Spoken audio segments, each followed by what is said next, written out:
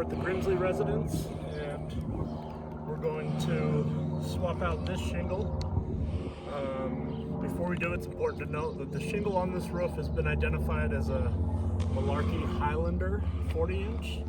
The Highlander is no longer in production, so we got the Malarkey Legacy, which is still in production. We're going to try to swap this shingle out with the newer version. So this wind damaged shingle here, first thing we're going to do is we're going to remove all the fasteners right along this row, but there's going to be a second row of fasteners at the top of this shingle up here. The next shingle is nailed in up here, so we're going to have to remove both rows of fasteners to get this shingle out and to get our new shingle in.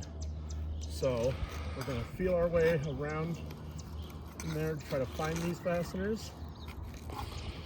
One,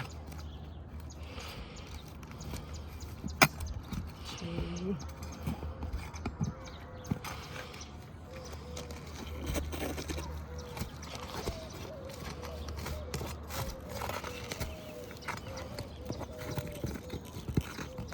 okay, so the first row of fasteners is out. You can see it lifts, but it still doesn't come out, and it's because of that top row of fasteners. So we're going to work on getting those free next. There's two shingles above this shingle we're swapping out. So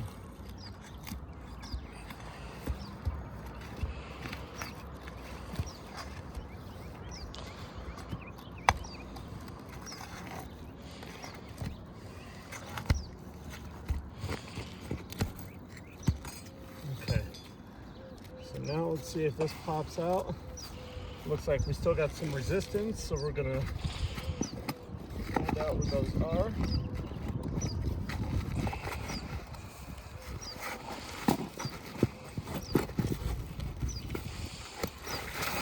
Okay, so we've got that shingle out.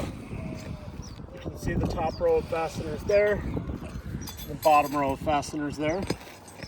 So, but one thing you notice is the nails and staples did not come out with it, so if we leave those in, it's going to leave resistance for this to go in, and it's also going to leave it raised so it won't seal down properly.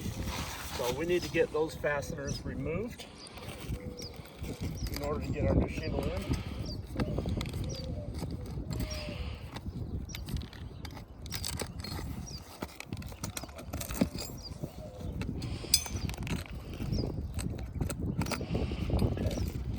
Our bottom row.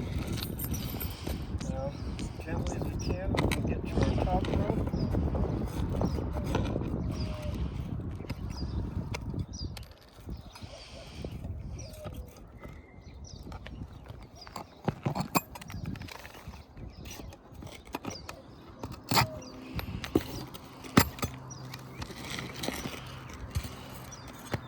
I think that was all of them. So we're going to find out by sliding our new shingle in.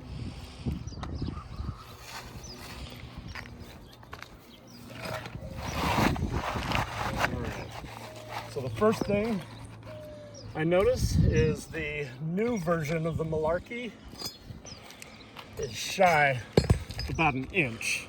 So it doesn't cover the full area. It's going to leave the keyway channels open. The roof's going to be more likely to leak with those channels open. And it's not going to be installed per the manufacturer's specifications or requirements. So that's the issue number one. Now to solve issue number one means that we have to replace every shingle in the rest of the row all the way to the edge to make up for the difference or the shortage in that shingle. So that's challenge number one, but let's get the shingle in.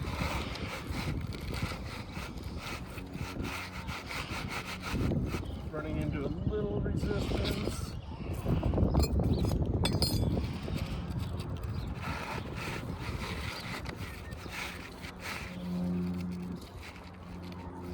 Okay, so we've got our shingle in place. We're going to fasten it. Do our 6 nails per shingle for the manufacturer.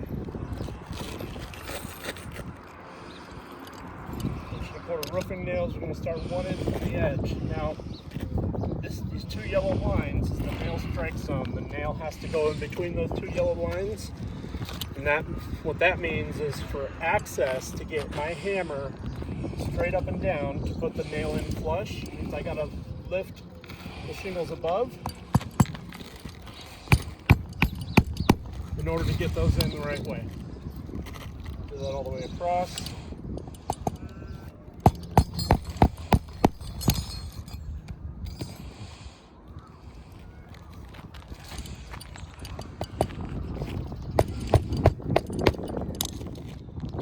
This will be the same with the nail gun. The nail gun is going to require me to get that shingle up high enough to get the proper access to install it the right way.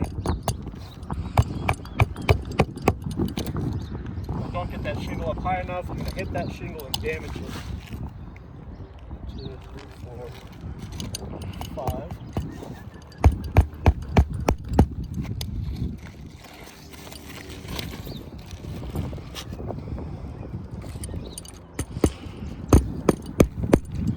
We've got our 6 shingles in. Now, we've talked about challenge number 1. It obviously leaves keyways open. You can see, according to the shingle above it, leaves the felt open. So now we're going to replace every shingle in this row all the way to the rake in order to make up for the shortages that we're going to experience with the new version of the Malarkey. And then it's presenting challenges for the shingles above it. Now you can, if you zoom in, Donnie, all these loose granules right here are from the pliability of the shingle. Because of the age of the roof, the pliability is lower. So my access required to nail this in the right way caused all this granule loss for the shingle above it, which now exposes the matting to the UV rays. And that's going to cause rapid degradation because these granules serve a purpose of preserving the matting. So without that shingle is going to be toast in 30 to 60 days. So that's challenge number 2, is we're going to damage the shingle above it by replacing this shingle, actually the 2 shingles above it because of the way they're staggered. And that's going to be a cascading effect. So now we're going to go all the way up to the ridge in this area. And if you look around the roof, there's areas where this is going to happen as well. So we're going to have shortages in the rows. So we're going to have to replace the rows all the way to the rake, and then we're going to have to replace the shingles above those rows all the way up to the ridge in a diagonal pattern because of that cascading effect. So we're going to pause repairs today. We're going to get some tarps up because our repairs are causing more damage. We'll get some tarps up and we'll get everything over to the carrier.